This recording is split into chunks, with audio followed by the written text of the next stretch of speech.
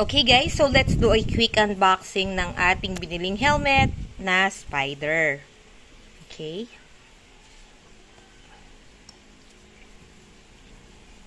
Kailangan ko ng tagahawak for this. Ano lang naman, mabilis lang. So, mas mabilis mag-unboxing nang may nakahawak for you. Hindi kaya namang ginagawa ko nakaraan. Luckily, it's lunchtime now. So, merong pwedeng humawak para sa akin.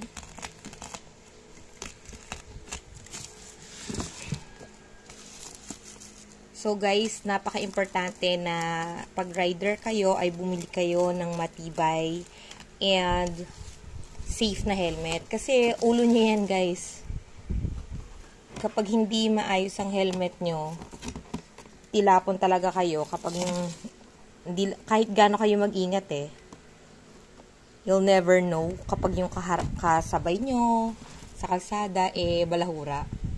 So, kailangan ingatan nyo yung sarili nyo. Huwag magtipid sa substandard na mga helmet. So, ito yung mga bagay na kahit na mahal, branded, buhay nyo naman ng maiingatan. Okay? So, what's inside the box?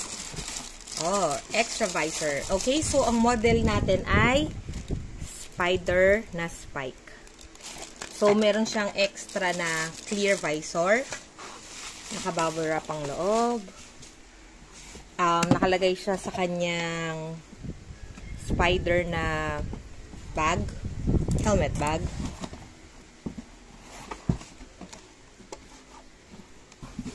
Okay, so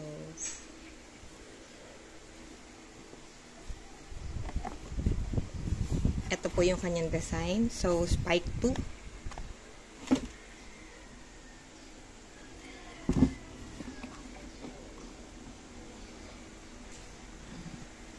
Open natin. Ganda ng color ng black and may pink. Okay, so XL ang size.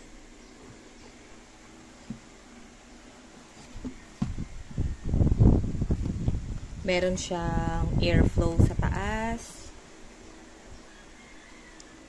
sa likod. Okay, so Spider, original to guys.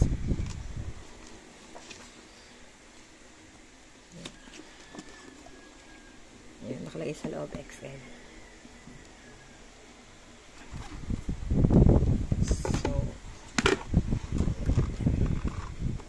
So, pati cheeks nyo may protection.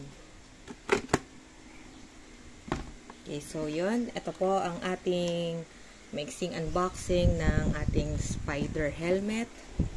Balik na natin siya dito. Ito pala yung design niya, guys. Parang may dragon chenes. Okay, so don't forget to like, share, and subscribe. Ito po ang ating unboxing ng ating Spider na helmet. Na hindi ko mailagay dahil nakaharap sa kamay ko yung nagka-camera. Spider.com. www.teamspider.com. Yung extra visor ito. Okay, so meron pa tayong isang unboxing. Panoorin nyo na lang po sa aking channel. Hanapin nyo po.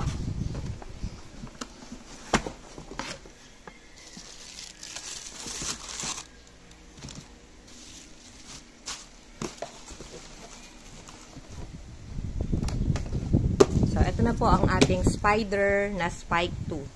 Thank you for watching!